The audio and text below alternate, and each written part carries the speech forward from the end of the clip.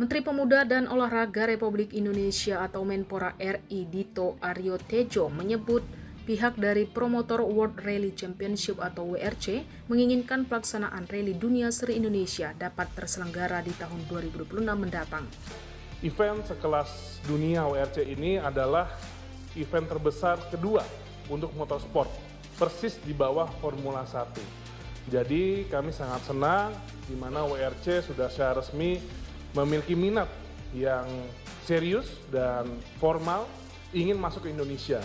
Dan pastinya ini juga akan meningkatkan pariwisata dan juga ekonomi yang akan dampaknya langsung kepada Indonesia ketika penyelenggaraan nanti WRC.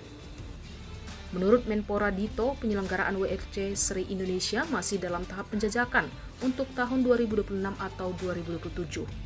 Di tahun 2024, Menpora Dito mengungkap WRC telah menyampaikan ketertarikan dan setelah berdiskusi kedua pihak sepakat untuk meningkatkan ke tahap penjajakan resmi.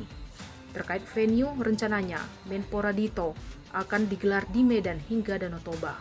Menpora berharap kegiatan itu nantinya dapat meningkatkan serta mengangkat sektor perekonomian lokal dan sektor lainnya seperti yang telah dilakukan F1 Powerboat dan Aquabike.